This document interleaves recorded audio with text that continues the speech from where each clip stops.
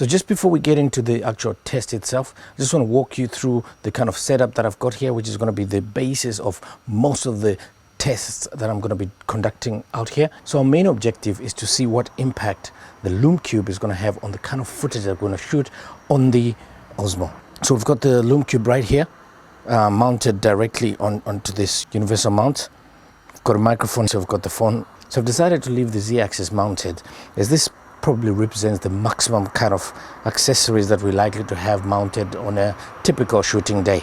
So the first test is really to compare the kind of options that I've got when I'm shooting at night. So before the Lume Cube came up, this is what I used to use: 160 LED lamp light, which, you know, you can purchase these off so many places, Amazon, eBay, etc. But the main issue, as you can see, is the size. I mean, this thing weighs a ton, especially when added to the battery itself. I mean, it's relatively small, but imagine mounting it on the Osmo. It's just a mismatch. So it's really a case of me dumping this much larger unit, opting for a much smaller, much more compact, but powerful Lume Cube. So in this first test is really just a visual comparison. What would you opt for? It's pretty obvious, isn't it? So I'm going to put this down for now. And for the rest of this test, we're just going to concentrate on the Lume Cube. In this next test, what I want to see is what impact, if any, is the Lume Cube app going to have in the operation of the DJI Osmo on the same mobile phone. First of all, I'm going to connect the DJI Osmo. So we're currently connected there. So this confirms that the app is 100% working. Now I'm going to switch over to the Lume Cube app, and notice the lightning bolt sign is flashing, which means we're not connected. So all I have to do, and it gives us that warning, all I have to do is just tap one of these buttons here, the flash button, and immediately this comes on. If I change that to video mode, we now see that the Lume Cube is on. So the test here is to see whether we still got full functionality. So if we switch back to the DJI Go app, we can see that we are connected with no issues. So it seems to be no impact whatsoever there. If I just try to adjust brightness, bring that down, and I bring the brightness up or down, I can see that the app, should I choose to use the app, it's got no impact whatsoever in terms of operating both the Lume Cube app and the DJI Go app. So that's great news. So now that we've established that the Lume Cube app has no impact on the DJI Go app, I'm simply going to choose to use the manual operation, because that's going to be easier for me to actually show you physically what I'm doing as I demonstrate what's going on. I just want to show you the kind of setup that I've got here, which is going to be the basis of our tests. So I've got over here, we've got Rainbow Dash currently sitting over here. She's about 1, 2, 3, 4, 5, 6, 7, 8, 9, 10 meters away from where I am. So for now, I'm going to switch off this light. I'm now going to be operating in near darkness, but for the purposes of this video, you can understand what I'm trying to do here. I'm obviously trying to test this light. So what I'm going to be doing is I'm going to be recording with each different scenario. I'm going to be recording on the Osmo, and then we're going to look at the footage back on the computer. So now I'm recording, and the reason why I'm recording here is to show you that, you know, if I didn't have any light, this is the kind of picture that I would say. I mean, it's really quite a dark night, and I've got my settings here currently on ISO. I can even go to ISO 800.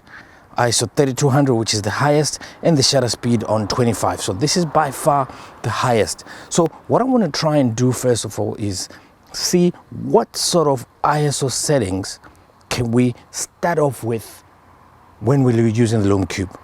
So I'm going to go to ISO 800, because when we did the test last, we recommended that ISO 800 is where you start to see very little noise or negligible noise in the footage. So I'm going to start on ISO 800, which is currently where I'm at now.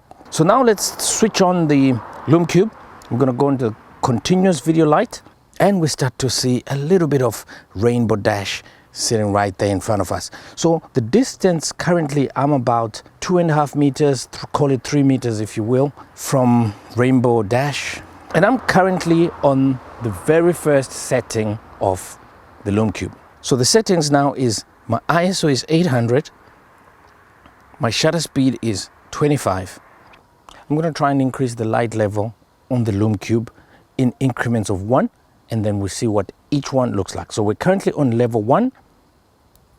This is level 2.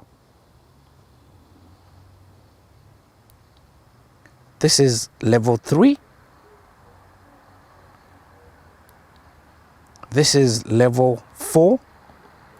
And I'm simply pointing straight ahead at Rainbow Dash. This is level 5. This is level 6. This is level 7. This is level 8. Level 9. And level 10. So these are all the 10 levels at ISO 800. So now I'm going to go back to level 1. And now what I'm going to do is I'm going to change the ISO to ISO 400, which should give us even much less noise. Obviously at level 1 of the Lume Cube, it looks rather dark. So I'm going to go again through the levels. This is in a bit to try and see if I'm going to get any significant noise reduction when I look at the footage in post. So that's level 2 now. This is level 3. This is level 4. This is level 5. This is level 6. This is level 7. This is level 8. This is level 9. And this is level 10 on ISO 400. Now I want to go to the other extreme end, ISO 3200. On level 1, this is what we get on the Lume Cube. And I'm simply gonna, again, I'm still 3 meters away. Level 2, ISO 3200. Level 3. Level 4. Level 5. Level 6. Level 7. Level 8. Level 9. And level 10.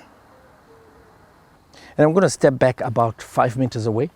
So again, I'm going to repeat these tests very, very quickly. Let's just start on ISO 400, 5 meters away. Shutter speed is 25. Let's turn the Lume Cube on. So that's level 1, level 2, level 3, level 4, level 5, 6, 7, 8, 9, 10.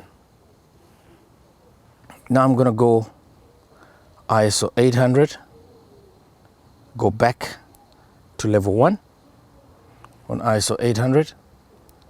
That's level 2, level 3, level 4, level 5, level 6, level 7, 8, 9, 10. Let's go back to level 1. And now I'm going to change my ISO to ISO 1600 on level 1, level 2, level 3, level 4, level 5, level 6, level 7, level 8, level 9, and level 10. Now I've gone to ISO 3200, which is the maximum that you can achieve on the Osmo. That is level 2. That is level 3. That is level 4. That is level 5. That is level 6, level 7, level 8, level 9, level 10. So maximum ISO here and maximum light level on the Lume Cube. I'm just going to do a slight pan just to give you an idea of the kind of angle of dispersion of light that we get, which is 60 degrees dispersion of light. And this is pitch black. It's really dark on a really dark night. Not bad at all. So although the ISO is way up there, ISO 3200, the impact that the Lume Cube is making is pretty significant. Just going back to level 1, I'm standing in front of a pretty high wall which is going up maybe 10 meters going up, and I just want to go through again the levels just to give you an idea of how the light is actually dispersed as I go through. My ISO is currently 3200, so that's level 2, that's level 3, level 4, level 5, level 6, level 7, level 8, level 9, and level 10. That is the maximum. So on a really pitch black night, this is not bad at all.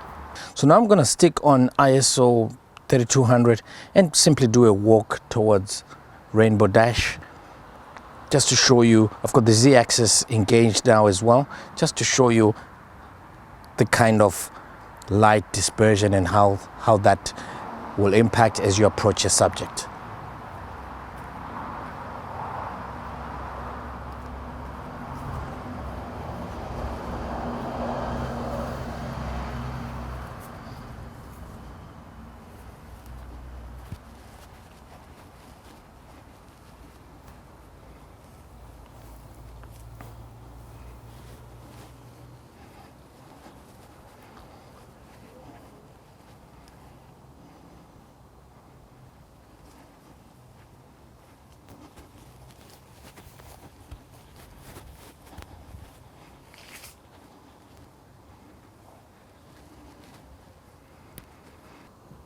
So I'm going to stick with ISO 3200 and the Lume Cube at the highest level, and then just do a couple of walks up and down. I mean, now we've obviously got the street lights coming into play. Want to see what a few cars would look like with the lights and everything.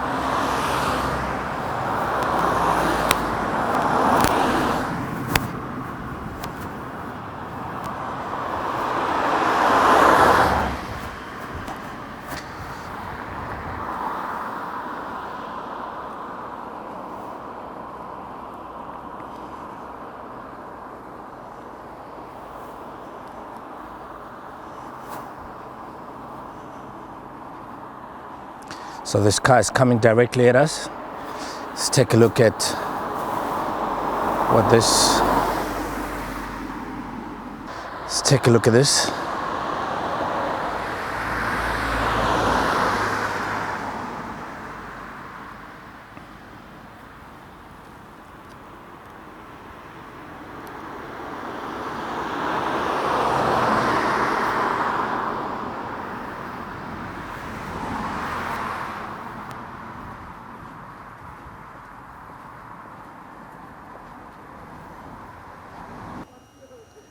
Now the next test I want to do is basically just to see what the selfie mode is going to look like using the Lume Cube. Now for this, I think you need to be really careful, so you need to go all the way down to level 1, which is probably kind of pretty decent. Now I'm going to start recording on level 1, press my selfie mode. So this is the kind of selfie image that you're going to get here. Let me just adjust that slightly. You obviously have to make sure that the light is not blinding you at all. I wouldn't stare directly into this lamp because this can be quite risky. I mean, this thing is not a toy. It's a really, really serious kind of gadget here. So selfie mode in the dead of the night looks something like this. But already I'm struggling to see where I'm going because the light is just kind of intense. So you want to maybe glance a little bit to the side, not stare directly at the light. So either you're looking a little bit to my left here or a little bit to the right. So that was on level 1. Let me remember that's level 2. I'm not going to look straight at it simply because it's going to be quite intense. So you could also do it from the side like this.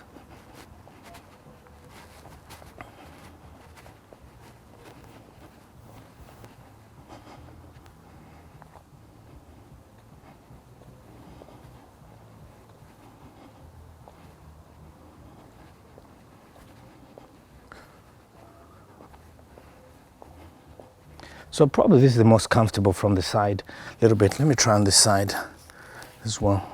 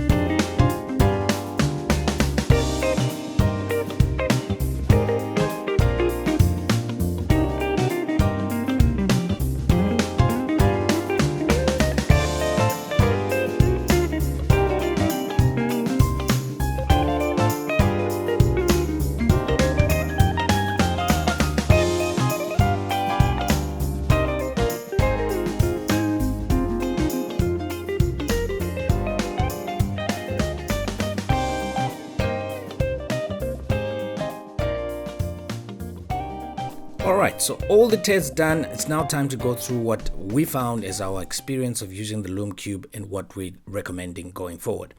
So it's important to stress that the primary objective for us was always to see how the Lume Cube impacts and or improves the quality of footage that we get when shooting with the DJI Osmo in low light and nighttime conditions. It's also important for me to mention that all the footage that we've shown you in all these tests, this was footage which was shot in D-Log format and then taken straight from the SD card and then rendered. So no effects applied, no denoisers, none of that stuff, no color grading whatsoever. So it's kind of like raw footage as it comes off the DJI Osmo. Now, let's go through the tests, each of the tests, and I'll share with you what we found with each test and what we were able to conclude.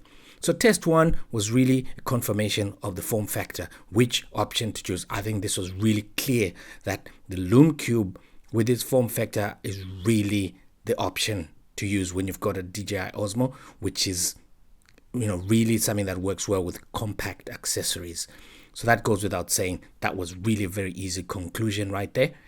Test 2 was really to find out if the apps have any impact on one another, if there's going to be any conflict with the Lume Cube app which uses Bluetooth, and the DJI Go app, which uses Wi-Fi. And as we saw, there's no impact whatsoever. Although we did find using the Lume Cube in manual mode is just as easy as using it with the app. I think the app would make more sense where you've got more than one Lume Cube to operate at any given time. Test 3 was really about trying to establish what is the best ISO setting to use with the DJI Osmo when using the Lume Cube. Now, we looked at several different footage that we got off, and I think the best way to summarize it for me is to maybe just give you the overall conclusion that I came up with in terms of how I used the Lume Cube in the test that we did. So getting straight to the chase, ISO 800 still represents the least amount of noise that you're going to get on the DJI Osmo. Even with the use of the Lume Cube, the picture quality that you're going to get is much more acceptable in terms of the noise levels. Although ISO 400 now starts to come into play, but you really want to use ISO 400 at distances which are quite near to the subject that you're shooting, because it's going to be relatively dark compared to ISO 800. But on the other extreme end, ISO 3200, although it's got a large amount of noise, especially around the edges of the image, we also noted that this can be considered quite acceptable if all you want to do is to capture what's in front of you, what you're seeing, whether it's a festival or a gig or something that you're shooting at night, that you just want to capture the essence of what's happening around you without worrying too much about, let's say, the noise levels. ISO 3200 with the Lume Cube, it can give you some really great shots which you will never be able to achieve without a Lume Cube, or even just using your smartphone, for instance. So we came up with a simple chart, which is our way of summarizing our findings when it comes to the ISO settings for the DJI Osmo, as well as the distance that you are shooting from to the subject, and then what kind of levels of the Lume Cube that we've found to give you kind of like the best exposure. So if you think of it as a simple graph with two axes, on the x-axis we've got the ISO levels going from ISO 400 all the way to ISO 3200, and then on the y-axis we've got different distances, 3 meters, 5 meters, and 10 meters. Now, if I represent the best exposure and the level of the Lume Cube by just this symbol of and the number 10, what this implies is at ISO 400, the kind of best exposure you're going to expect to get will be from about 3 meters, setting your Lume Cube to level 10. So you get the idea of how this graph works. So at ISO 800, this probably gives us the widest range in terms of the levels that we found to be quite acceptable for the Lume Cube. And that was levels 7 to 10. And the distance, anything between 3 meters and 5 meters, we were getting reasonably acceptable exposure levels with, acceptable low noise levels. So that was good to see. Then if you go to ISO 1600, this one we only tested it at 5 meter, but we can extrapolate that at level 10 we're likely to get good exposure between 3 meters and 5 meters from the subject at level 10. And then by just using the same kind of rationale, ISO 3200 would give you pretty noisy picture but acceptable exposure levels at level 10, so both at 3 meters and 5 meters. Although at 3 meters there is a tendency that it kind of looks quite overexposed, so you might even need to dial that down. So this is not a scientifically proven graph by any means. It's just a way of illustrating what kind of settings that I would be likely to use to shoot in these conditions on these ISO settings. But ISO 800 still represents kind of like the sweet spot in terms of the noise levels, as well as the distance, between 3 to 5 meters will give you probably the optimum exposure. So linked to that was test 4, which we wanted to establish what is the optimum distance that you want to be when you're using the Lume Cube. So as I mentioned, distance anything between 3 to 5 meters. Anyway, when you've got the Osmo, you start getting good focus from about 1.5 meters, 1 to 1.5 meters. So you want to be anywhere between that kind of distance to anything to up to 5, 6, 7 meters. Obviously, everything depends on your exact conditions, and these are just guidelines based on what we found. So now I want to go through some of the definite pros and cons that we found when using the Lume Cube. First of all, let me go through the things that we really liked about the Lume Cube. The first one is the build quality. It's often a cliche that's overused, that you hear people saying it's built like a tank. But in the case of the Lume Cube, this is absolutely true. I mean, this thing is solid. It looks virtually unbreakable. It really is well built. It's solid. It's got a nice feel to it. So really on build quality, you cannot fault anything at all. So that's the first thing. The second thing is its small form factor. I mean, this is incredible, the amount of power that we're getting from such a small unit. So being small in its form factor means it's very easy to mount on so many different accessories. The Osmo primarily, which is what we were interested in. It's also very easy to store, to carry around. It fits in your pocket. It's really great to see something so good in such a small form factor. The third thing we liked is it doesn't weigh much. I mean, it's around 100 grams or 4 ounces. Again, this relates to its form factor. Really easy to carry around when you compare to the kind of options that you have. The fourth thing we liked is the ease of use. I mean, it's really easy to use. This can be used by people at any level of photography or videography, whether you're using it in its continuous light format or as a slave flash or using the optical sensor. Any of those modes are very easy to get into. Number 5, what we also loved about the Lume Cube is its overall flexibility and versatility. I mean, we found, and we showed you some of the ways we mounted the Lume Cube. It's really very versatile, very easy to mount, and the fact that it's got that 1/4 inch thread at the bottom really means you can mount it to so many different accessories that also have a 1/4 inch thread. Number 6 is the app itself. It's really very easy to set up, very easy to use, very reliable. The fact that you can control several Lume Cubes at once with one app and dial each Lume Cube to its own setting, this really makes it incredible. Number 7, the other thing we loved about the Lume Cube is the battery life.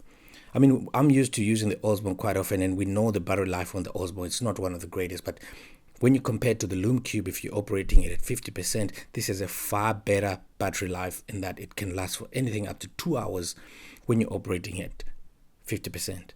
In the manual, although we didn't test this, it says that, when you're operating at full power, you tend to get between 20 or up to 30 minutes when operating at full power. But with the way we use the Osmo, this is never going to be an issue. We're definitely going to run out of the Osmo battery before we run out of the Lume Cube battery. So that's a plus. The other plus regarding the battery is you can easily connect it to an external power pack through the micro USB charging port, which can give you extended use of the Lume Cube if you're in an environment that allows you to do that. Number 8 pro that we really loved, and we didn't even get to test it because we're using the Osmo, is the fact that it's waterproof up to 30 meters, 100 feet thereabouts. Absolutely incredible. So if you're hooking it to a GoPro, for instance, you can get some fantastic underwater shots using the Lume Cube. Number 9, and this is really where, depending on how you use the Lume Cube, this definitely can change the way you shoot. I'm calling this it enables run and gun shooting. So even if you haven't mounted it on your Osmo, the fact that you've got your Lume Cube in your pocket means you can quickly take it out, switch it on, and start shooting in dark or low light conditions without having to worry about anything. You don't lose the shot. You see something happening in front of you, you got the Osmo in your hand, switch the Lume Cube on, start shooting, run and gun style. Perfect for that. And number 10, and probably the most important pro for us, is it really does the job. This is as described. The Lume Cube really is an off-camera flash and video light for your smartphone, GoPro, Osmo, or any other casual capture device that you find on the planet. But as you know, with everything that's good, there's always some things that are not so good that can be improved. So let me just go through as well some of the things that we particularly didn't like with the Lume Cube. So the first one is the type of light that the Lume Cube emits can be considered to be a little bit harsh. And at 6,000 Kelvin, temperature of 6,000 Kelvin, may also be considered to be a little bit too cool or too neutral. And we did find this in some of the shots that we took, especially when we comparing to the street lighting that was in some of the places that we were shooting at. We did find that there is kind of like that casting of like a blue, very cool kind of color cast that the Lume Cube is emitting. And that can be considered an issue. When shooting selfie mode, definitely the light did seem to be quite harsh on the subject. So that's something that can be undesirable. Number two, we also found that there's very little gels or light diffuser accessories currently available that you can use with the Lume Cube to enable you to maybe diffuse that light a little bit and maybe make it less harsh and kind of like softer to the subject. Even gels to also change the temperature from 6,000 K, maybe make it a little bit warmer. We couldn't find any accessories such as that. So hopefully this is something that can be addressed, in the future. The third thing we didn't like is we found that the Lume Cube needs to reflect off a subject. So when you're quite at a distance from a subject, there didn't seem to be much difference whether the Lume Cube was on or you're shooting without. So only when you're getting the light reflecting off a subject, which should ideally be between 3 to probably 10 meters at most, that's when you get the full impact of the improved lighting conditions of the Osmo. So if you just shoot it out in the distance, there's hardly going to be any difference whether you've got a Lume Cube or not. At least that's what we found. Number 4, again, this probably is also dependent on the angle that you're shooting at, is we found the reflections of glass and other surfaces is something that you could encounter. And if this is something that you're not watching carefully, maybe a shot that you've created will have these reflections which can be undesirable. But that probably is not just a Lume Cube's fault, it's probably due to any lighting, but just found that reflection to be quite evident whenever we're shooting across glass and stuff like that. Well, the last thing we also found is the angle of dispersion of light is probably not as wide as one would hope for. I think it's 60 degrees that they quote that it reflects light at an angle. So you may do with more than one Lume Cube. We have 2 Lume Cubes either side of the GoPro, and this can help to give you a much wider angle of dispersion of light. So with all that said, let's put some definite scores on the board. So ease of setup, we're giving the Lume Cube a 5 out of 5. Absolutely nothing complicated to do. And this includes the app as well. Ease of use of the Lume Cube, another 5 out of 5. It's a pleasure to use. Very simple instructions, very simple to use. This also relates to the app. Very, very simple to use, very pleasing, very good user interface. The quality of the result, we're giving the Lume Cube a 9 out of 10. That's because it does the job. It really does the job. The only reason why I'm not scoring a 10 out of 10 is because of the harshness and maybe the color temperature that you're not able to control, but otherwise it pretty much creates shots that would never have been possible with the Osmo without a Lume Cube. And then the last item we look at is the cost factor, and we're giving the Lume Cube a 4 out of 5 for the cost factor. Cost factor, if you remember, is a relation between what you pay for the accessory and the kind of problem that it's solving compared to the cost of the Osmo. So at $79, if you're buying this from the United States, it's not what you call cheap, but at the same time, it's solving a problem that you wouldn't be able to solve in any other way, given all the things that we've mentioned about how it fits hand in glove to the Osmo and stuff like that. So 4 out of 5 is a great score for a cost factor, meaning you get value for your money, basically. So that gives a total rating of 23 out of 25, which is by far our highest rating to date of any accessory that we've tested with the DJI Osmo. So the Osmo Tips verdict, would we recommend the Lume Cube? Absolutely yes, without a shadow, excuse the pun, of a doubt.